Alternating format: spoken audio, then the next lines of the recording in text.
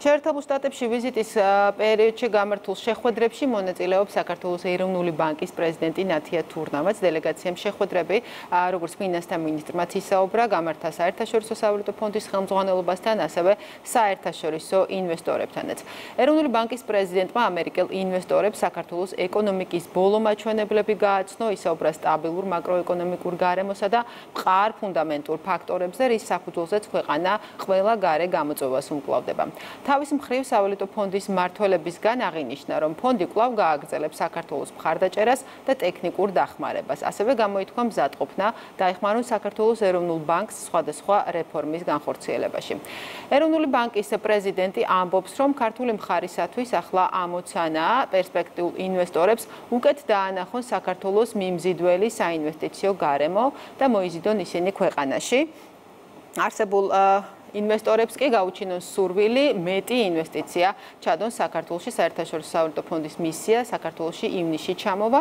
იქამდე კი გამოქვეყნებულია ფონდის ანგარიში, რომლის მიხედვითაც საქართველო არის მსოფლიოში ერთ-ერთი ყველაზე სწრაფად მზარდი ეკონომიკა. ნათია თურნავა, საქართველოს ეროვნული ბანკის პრეზიდენტი, ახლა არის ჩვენი სტუმარის პირდაპირ ეთერში ჩაგვერთვება ამერიკის შეერთებულ შტატებიდან. მოგესალმებით, ქალბატონ ნათია. მოგესალმებით გადაცემაში მონაწილეობისათვის. ნაწილობრივ იმ შეხვედრებზე, რომელსაც ასევე თქვენ ესწრებოდით, ისაუბრა ჩვენს ეთერში ფინანსთა მინისტრმა, მაგრამ ჩვენ ახლა გავყვეთ შეხვედრების იმ განრიგს და იმ მიმართულებას, რომელიც შეეხება უშუალოდ თქვენს უწყებას. საერთაშორისო სავალუტო ფონდის ხელმძღვანელობასთან შეხვედრის შემდეგ თქვენ გავუსვით ხაზი, რომ საუბარი შეეხო როგორც საქართველოში არსებულ მაკროეკონომიკურ მდგომარეობას, ასევე სამომავლო თანამშრომლობის პერსპექტივებს. აი თანამშრომლობის რა ეტაპია ახლა, რა მიმართულებებს გულისხმობს სამომავლო პერსპექტივა და რა დატვირთვა აქვს მისიის თბილისში დაგეგმილ ვიზიტს ახლა? დიახ, საკმაოდ წარმატებული შეხვედრები ჰქონდა საერთაშორისო სავალუტო ფონდის როგორც ხელმძღვანელობასთან, გენერალურ დირექტორატთან და უშუალოდ ჩვენს მისიას. შემდეგი აქტივობა, რაც არის დაგეგმილი, ეს არის ეგრეთ წოდებული მეოთხე მუხლის პროგრამის ფარგლებში სავალუტო ფონდის მისიის ჩამოსვლა თბილისში, უმასპინძლებთ უკვე მომდევნო კვირებში. რა თქმა უნდა, საუბარი პირველ რიგში შეეხო მაკროეკონომიკურ მაჩვენებლებს და ჩვენს მონეტარულ პოლიტიკას, რომელსაც ეროვნული ბანკი ახორციელებს, ასევე რა თქმა უნდა, ფინანსთა მინისტროს კუთხით ფისკალურ პოლიტიკაზეც იყო საუბარი. ყველა, ასე ვთქვათ, ის მიერ წარმოებული სტატისტიკაც შეფასებაც ამაზე მეტყველებს, რომ ყველა საშუალოვადიანი მიზნობრივი მაჩვენებელი, რაც ჩვენ გქონდა, ასე ვთქვათ, გაცხადებული და სავალუტო ფონდთან შეთანხმებული, არის წარმატებით შესრულებული. აქ იგულისხმება როგორც მიზნობრივზე დაბალი ინფლაცია, რომელიც ბოლო 2 წლის განმავლობაში ჩვენ გქონდა, ასევე ამავდროულად საკმაოდ ძლიერი ეკონომიკური ზრდა, რომელიც ასახავდა პროდუქტიულობის, ასე ვთქვათ, დონის ამაღლებას და ამიტომაც არ იწვევდა ინფლაციურ წნეხს. და ასე ვთქვათ, მიღწეული იყო მაღალპროდუქტიული დარგების ზრდის საფუძველზე, როგორიც არის იგივე ლოგისტიკა, ტრანსპორტი, კომუნიკაციები, ინტერნეტი და მაღალტექნოლოგიური, ასე ვთქვათ, დარგები.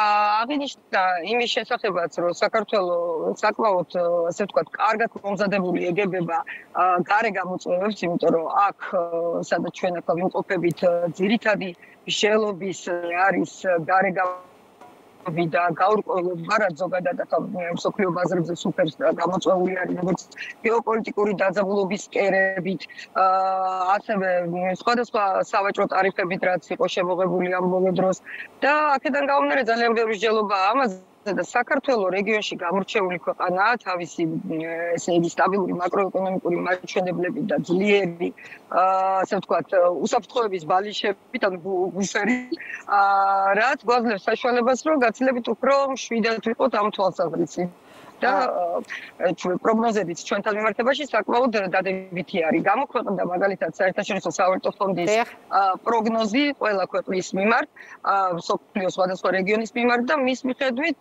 ასე ვთქვათ, ნათელი არის, რომ საქართველოს არის მსოფლიოში ერთ-ერთი ყველაზე მზარდი, სწრაფად მზარდი ეკონომიკა. მათ შორის ერთულ მოსახლეზე რეალური მთლიანში პროდუქტის ზრდის ტემპი 10.7%-ია, რაც არის მსოფლიოში მეორე, პრაქტიკულად ლიდერები ვართ ამ თვალსაზრისით. აზრიცით და ამავდროულად ვინარჩუნებთ ფასების სტაბილურობას და ეს არის ძალიან მნიშვნელოვანი. კი ბატონო,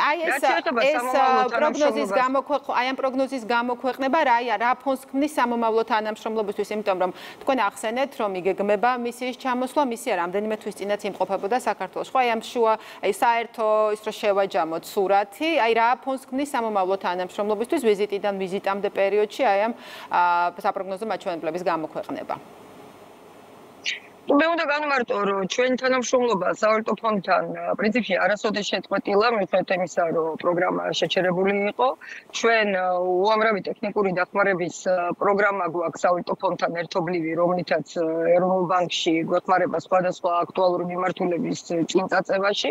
მათი მისიებიც იმას ემსახურება, რომ უტყუარი ინფორმაცია გქონდეთ ჩვენს მაკროეკონომიკურ ვითარებაში და სწორედ ამის საფუძველზე აქვეყნებს შემდგომ შეფასებებს. აი ეს ბოლო სხვა ჩვენი შეფასება როგორც მზარდი და ძალიან სწრაფად მზარდი ეკონომიკის, სწორედ ჩვენთან, ასე ვთქვათ, მისიის და მონაცემების აკრეფის შედეგი არის. როდესაც ისინი კვლავ გსტუმრებიან და ეს მოხდება უახლოეს პერიოდში, ჩვენ გვექნება საშუალება ვისაუბროთ თუ შემდგომში რა ფორმატში გავაგრძელებთ თანამშრომლობა, რა მიმართულებებით და რა პრიორიტეტებზე გავაკეთოთ აქცენტი.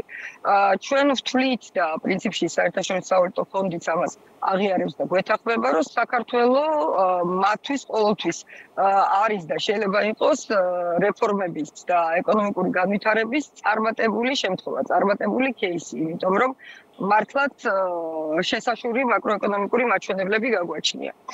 კაპიტონეთი, შევხოთ საერთაშორისო ინვესტორთა ჯგუფთან შეხვედრასაც, რა კუთხით არის, ან უნდა გახდეს საქართველოში საინვესტიციო გარემო, კიდევ უფრო საინტერესო არსებული ინვესტორებისთვის და მომავალი ინვესტორებისთვის, რა ქმნის იმის საფუძველს ქვეყანაში, რომ ინტერესი გაჩნდეს მეტი? დიახ, ჩვენ ვისარგებლეთ შემთხვევით ვიმყოფებოდით რა აქ ამ პლატფორმაზე, რამოდენიმე შეხვედრა გავუმართეთ საკმაოდ ისეთ ცნობილ საინვესტიციო ფონდებთან, მათი ნაწილი უკვე ოპერირებს ჩვენს კაპიტალის ბაზარზე, მაგალითად იძენს სახაზინო ვალდებულებებს, ინვესტირებას აკეთებს, რაღაც ნაწილი ახალი ინვესტორები არიან, ვინც აკვირდება მსოფლიოს სხვადასხვა ქვეყანას და ეძებს საუკეთესო საინვესტიციო გარემოს. რა თქმა უნდა, აქ საუბარი შეეხო პირველ რიგში და მათთვის მიზიდველია სტაბილური ვითარება, რაც ქვეყანაში არის. ეს არის მშვიდობა, რაც ძალიან მნიშვნელოვანია, იმიტომ რომ ნაკლებ რისკიან ქვეყნებს ეძებენ ახლა ინვესტორები. ეს არის სტაბილური მაკროეკონომიკური პარამეტრები, რაც მაღალი მოგების მიღების საშუალებას აძლევს და ამავდროულად ნაკლები არის, ვთქვათ, ინფლაციის ან რომელიმე შოკის, ეკონომიკური შოკის ალბათობა. და ვისაუბრეთ ძალიან დეტალურად ჩვენს საგანახსნელო ბალანსზე, პერსპექტივებზე, თუ რა პროექტები გააჩნია მთავრობას მათ შორის ინფრასტრუქტურული, სადაც სასურველია, რომ ახალი ინვესტორები შემოვიდნენ და საკმაოდ დადებითი საქმიანი საუბარი შედგა. ჩვენ ველოდებით ახალ ინვესტორებს საქართველოში და ხედავთ კიდევაც ამ ტენდენციებს, იქნება ეს რეალური ეკონომიკა თუ საფინანსო სექტორი. კი ბატონო, და ბოლოს მინდა კითხოთ ეროვნული ბანკის მიერ დღეს გავრცელებულ ინფორმაციასთან დაკავშირებით, დღეს გამოქვეყნდა ინფორმაცია სავალუტო რეზერვებთან დაკავშირებით, მოკლედ რომ შეაჯამოთ რა ვითარებაა რეზერვების შევსება მოცულობის კუთხით, იმიტომ რომ ეს თემა პოლიტიკური შეფასებების და სპეკულაციების მიზეზი არაერთხელ გამხდარა და ხდება ხოლმე. მიუხედავად ყველა სპეკულაციისა, ჩვენ ყოველთვის ვამბობთ და ვამბობთ, რომ ეროვნული ბანკის პრიორიტეტი არის რეზერვების აკუმულირება და რომ ჩვენი ეკონომიკა ამის საშუალებას იძლევა.